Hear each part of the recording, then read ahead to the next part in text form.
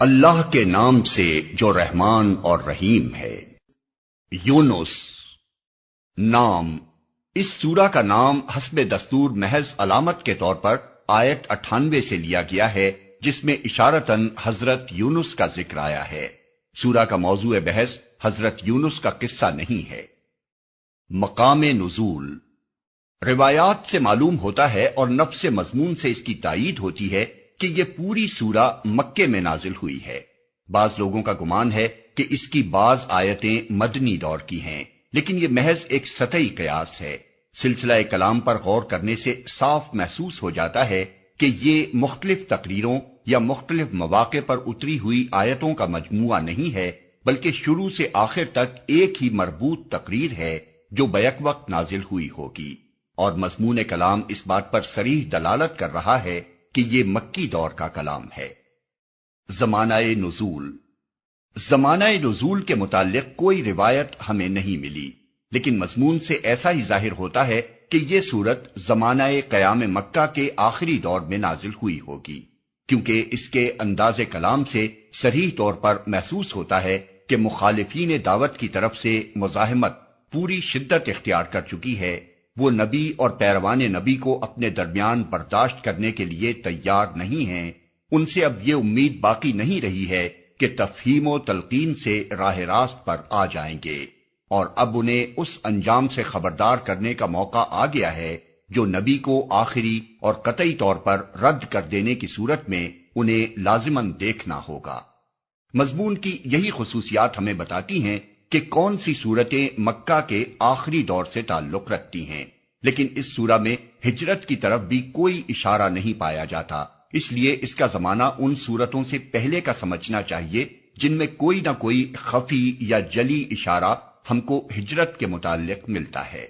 زمانے کی اس تعیین کے بعد تاریخی پس منظر بیان کرنے کی ضرورت باقی نہیں رہتی، کیونکہ اس دور کا تاریخی پس منظر سورہ انعام اور سورہ اعراف کے دیباچوں میں بیان کیا جا چکا ہے۔ موضوع تقریر دعوت، فہمائش اور تنبیہ ہے۔ کلام کا آغاز اس طرح ہوتا ہے کہ لوگ ایک انسان کے پیغام نبوت پیش کرنے پر حیران ہیں اور اسے خواہ مخواہ ساحری کا الزام دے رہے ہیں، حالانکہ جو بات وہ پیش کر رہا ہے اس میں کوئی چیز بھی نہ تو عجیب ہی ہے اور نہ سحر و کہانت ہی سے تعلق رکھتی ہے۔ وہ تو دو اہم حقیقتوں سے تم کو آگاہ کر رہا ہے، ایک یہ کہ جو خدا اس کائنات کا خالق ہے اور اس کا انتظام عملاً چلا رہا ہے، صرف وہی تمہارا مالک و آقا ہے، اور تنہا اسی کا یہ حق ہے کہ تم اس کی بندگی کرو۔ دوسرے یہ کہ موجودہ دنیاوی زندگی کے بعد زندگی کا ایک اور دور آنے والا ہے جس میں تم دوبارہ پیدا کیے جاؤ گے، اپنی موجودہ زندگی کے پورے کارنامے کا حساب دو گے،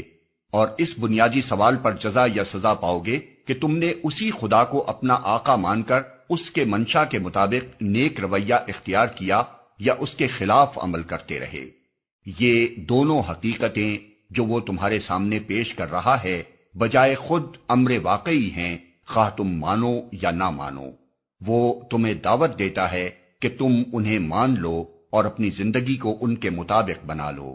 اس کی یہ دعوت اگر تم قبول کرو گے تو تمہارا اپنا انجام بہتر ہوگا، ورنہ خود ہی برا نتیجہ دیکھو گے۔ مباحث، اس تمہید کے بعد حسب ذیل مباحث ایک خاص ترتیب کے ساتھ سامنے آتے ہیں۔ ایک،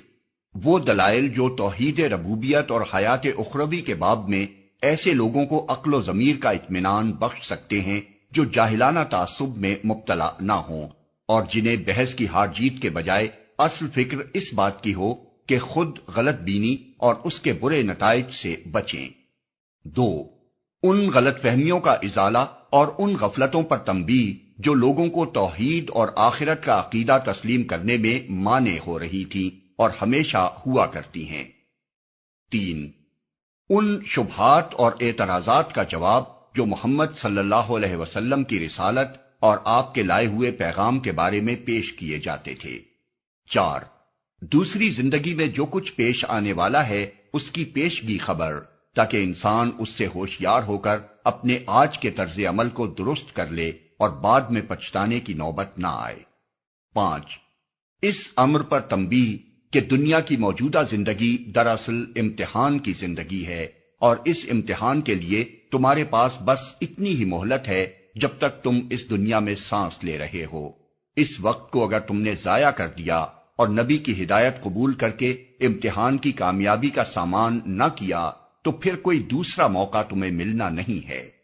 اس نبی کا آنا اور اس قرآن کے ذریعے تم کو علم حقیقت کا بہم پہنچایا جانا وہ بہترین اور ایک ہی موقع ہے جو تمہیں مل رہا ہے۔ اس سے فائدہ نہ اٹھاؤ گے تو بعد کی ابدی زندگی میں ہمیشہ ہمیشہ پچھتاؤ گے۔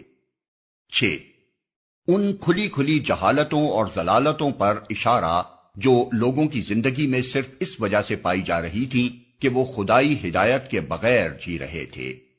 اس سلسلے میں نوح علیہ السلام کا قصہ مختصراً اور موسیٰ علیہ السلام کا قصہ ذرا تفصیل کے ساتھ بیان کیا گیا ہے، جس سے 4 باتیں ذہن نشین کرنی مطلوب ہیں۔ اول یہ کہ محمد صلی اللہ علیہ وسلم کے ساتھ جو معاملہ تم لوگ کر رہے ہو وہ اس سے ملتا جلتا ہے جو نوح اور موسیٰ علیہ السلام کے ساتھ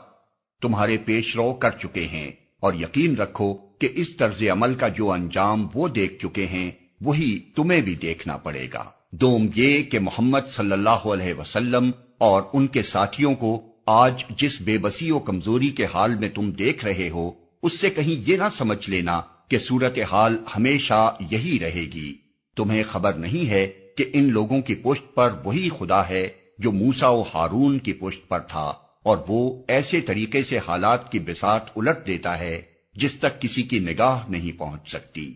سوم یہ کہ سنبھلنے کے لیے جو مہلت خدا تمہیں دے رہا ہے اسے اگر تم نے ضائع کر دیا اور پھر فرعون کی طرح خدا کی پکڑ میں آ جانے کے بعد عین آخری لمحے پر توبہ کی تو معاف نہیں کیے جاؤ گے۔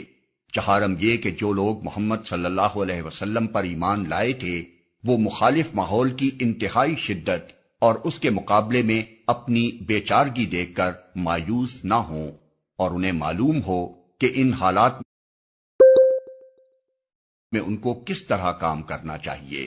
نیز وہ اس امر پر بھی متنبہ ہو جائیں کہ جب اللہ تعالیٰ اپنے فضل سے ان کو اس حالت سے نکال دے تو کہیں وہ اس روش پر نہ چل پڑیں جو بنی اسرائیل نے مصر سے نجات پا کر اختیار کی۔